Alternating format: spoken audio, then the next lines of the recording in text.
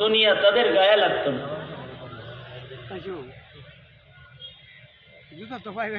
যেমন ইমামে আবু ইউসুফ রহমতুল্লাহ আলাইহি, ইমামে আজম রহমতুল্লাহ আলাইহি বড় শাগিরদের একজন ইমামে আবু ইউসুফ প্রতি রাতে, এই এদিকে তাকা বেটা, এলেন সুবহানাল্লাহ বুঝতে পারবে, প্রতি রাতে 200 রাকাত শুধু নফল নামাজ পড়তেন।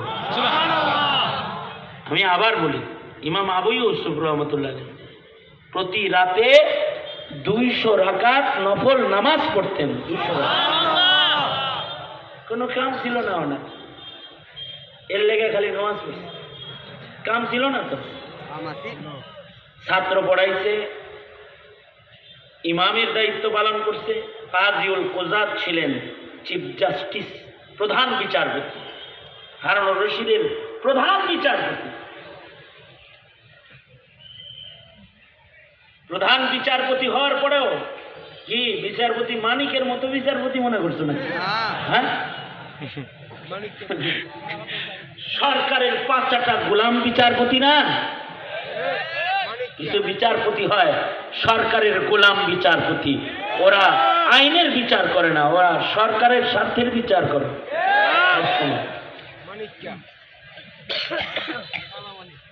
তাদের মধ্যে একজন হলো কালাম, আমার নাম শেষ হয়ে গেছে।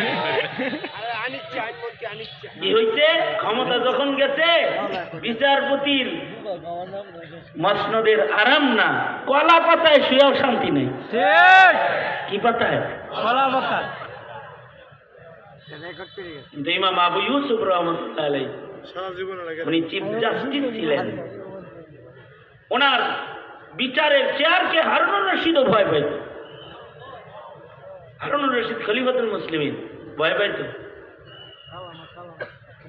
এই সব করার পরে প্রতি রাতে নফল নামাজ পড়তেন 200 রাকাত। কারণ কি? ইন্নাল্লাহা ইউহিব্বুল মুহসিনিন। ইবাদত করলে, নেকির কাজ করলে আল্লাহ তারে পছন্দ করে, আল্লাহ তার উপরে খুশি থাকে। বাস এই কারণে সাঈদ ইবনে মুসাইয়িব রাহমাতুল্লাহি আলাইহি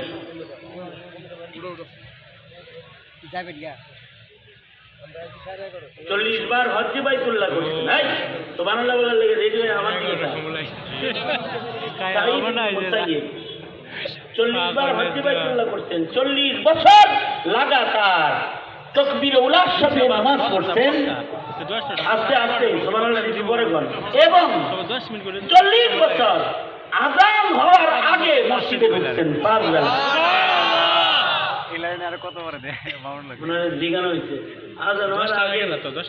ইমামের সাথে মসজিদে যান কেন?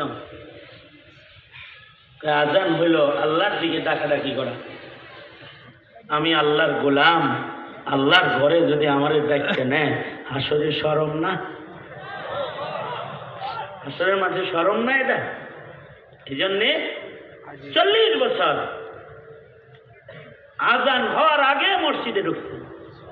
40 বছর মেহনত। দুনিয়াটা হলো এই মেহনতের জায়গা। নিজের মন মতো হাই সব হইচই করার জায়গা এটা না, আল্লাহর সন্তুষ্টি খোঁজার জায়গা। কদমে কদমে, হরকতে হরকতে আল্লাহর সন্তুষ্টি তালাশ করতে হইব। মেহনত একমাত্র আল্লাহর সন্তুষ্টি।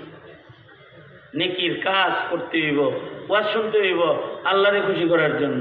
নফস খুশি করার লেগে ওয়াজ শুনলে ওই ওয়াজ কোনো ফায়দা দিবে। নিজের দিল খুশি হয়, তিতা কথা শুনলে মন খেলা হয়, মিঠা কথা শুনলে আরাম লাগে। সব কথা ভাল লাগে না। তোমার মন মতো ওয়াজ হইলে তোমার ভাল লাগে, তোমার মনের খেলা ওয়াজ হইতেছে এবার তোমার খারাপ লাগতেছে, এটার নাম ওয়াজ শোনা না। বেরোয় যা, তুই ঘরে যায় ঘুমাগা। আলাপ খুব সোজা সাপটা। আমি তো ওয়াজ করতে আসিই নেই আজকে, আমি তো আয়োজকদের একজন। ইমতিয়াজ আমার মুরিদ, আমার কাছে ভাইয়া। তো মিলন আমার মুরিদ, আমার কাছে ভাইয়া। আমি গিয়ে ওয়াজ করতে আইছি। আমি এখন যদি হাত তুলে দোয়া করে চলে যাই তো কবে আলহামদুলিল্লাহ হুজুর ভালো করছে, একটু দোয়া করে থেকে গেছে। আমি এখানে বয়ান করতে আসি, আপনারা তো বয়ান শুনতে আসছেন। বয়ান শুনবেন কিভাবে? বয়ান শোনার আদব নাই? বয়ান শোনারও আদব আছে, বয়ান করারও আদব আছে। বয়ান কিসের নাম? কিছু কৌতুক, কিছু হুঙ্কার, কিছু কিস্সা, কিছু সুর, এটার নাম বয়ান? নসিহাতের নাম নসিহাত। নসিহত শুনতেই মতো, তাইলে না নসিহত আমল হইব। আপনি শুনিনি নাই, আমল করবেন কি? খেলাটা কোন আমল করতে জিন্দিগি ভর আজান হওয়ার আগে মসজিদে ঢুকছে, আজান হওয়ার আগে। কেন? এই ভয়ে আল্লাহ যদি বলে এই তোরে ডাইকা না লাগলো কেন রে আমার মসজিদে, এই মামলার আসামি হবে না সাঈদ ইবনে মুসাইয়্যিব। 40 বছর আজানের আগে মসজিদে ঢুকছে।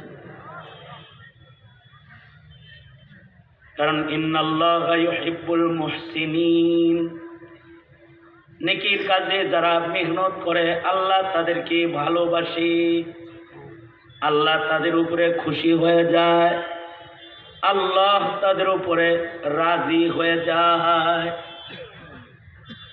এই পুরুষ না, খালি ইতিহাসের পাতায় এমন নারীর নাম আছে যে নারীরা সারা জিন্দেগিতে শুধু নিষিদ্ধ দিন ছাড়া অন্য কোনো দিনে রোজা ছাড়া থাকে নাই।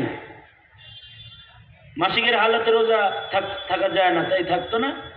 আর নিষিদ্ধ দিনগুলো, তাকবীরে তাশরিকের দিন, ঈদের দিন রোজা রাখা যায় না, এগুলো বাদে সারা জিন্দেগি নফল রোজা রাখছে এমন মহিলা ইতিহাসের পাতায় তাদের নাম আছে। খালি বাইর করো তো কারা পাহাড়ের চূড়ায় উঠছে, এভারেস্ট বিজয় করছে, কি তার নাম মুখস্থ করো, কিতাবে দেখিয়া বার কইরা মুখস্থ করে লও। এমন মহিলা আব্দুল্লাহ ইবনুল মুবারক এমন মহিলার সাথে দেখা করছেন যেই মহিলা সারা জিন্দেগিতে দুনিয়াবি কোনো শব্দ, দুনিয়ার কোনো ভাষায় কথাও কয় না, মুখে আল্লাহর নাম আল্লাহর কোরআন ছাড়া কিছু বাইরে করে না। 40 বছর যত কথা বলছে সব কোরআনের আয়াত দিয়ে দিয়ে বলছে। ইবনুল মুবারক বলে এই মহিলার খেদমত আমার নসিব হয়েছে, তাকে মক্কাতুল মুকাররমার পথ থেকে তার সন্তানদের হাত পর্যন্ত পৌঁছে দিতে আমার যতগুলো কথা আমি বলেছি সবগুলো কথাই সে কোরআন দিয়ে বলেছে। আমি তার সন্তানদের কাছে যে জিজ্ঞাসা করে শুনলাম 40 বছরের ভেতরে এ নারী আল্লাহর কোরআনের আয়াত ছাড়া দুনিয়ার কোনো শব্দ মুখে বাইরই করে না। কারণ আল্লাহ নেককারকে পছন্দ করে। কারণ যদি নেক না থাকে, এমন যদি এখানে কেউ থাকে, আমার মতো কেউ যদি গুনাহগার থাকে, যার নেকি কম, তার যদি এই কথাগুলো বুঝে এসে থাকে, তাহলে তার নেকি বাড়ানোর সবচেয়ে সহজ রাস্তা আর একটা আছে। সেটা হলো এখন সে লজ্জিত হয়ে আল্লাহকে বলবে আস্তাগফিরুল্লাহ, আয় আল্লাহ আমি মাফ চাই, আমার ভুল হয়ে গেছে, আমি মাফ চাই। এই কথাটা আল্লাহর কাছে বলবে, চোখের পানি ছেড়ে আল্লাহর কাছে মাফ চাইবে। তাহলে ইন্নাল্লাহা ইউহিব্বুত তাওয়াবিন, যারা আল্লাহর কাছে মাফ চায়, তওবা করে, আল্লাহ তাদের উপরে সন্তুষ্ট হয়ে যায়, তাদের আল্লাহ ভালোবাসে। তাদের আমলনামার গুনাহকে মুহূর্তের ভেতরে আল্লাহ তাআলা নেকির দ্বারায় পরিবর্তন করে আমলনামাটা নেক দিয়া ভইরা দেয়। তওবা করছেন জীবনে? তাহলে করবেন, করছেনই তো, তবে ভয় থাকতে হইব আমার তওবাটা নবীর তওবার মতো হইল নি।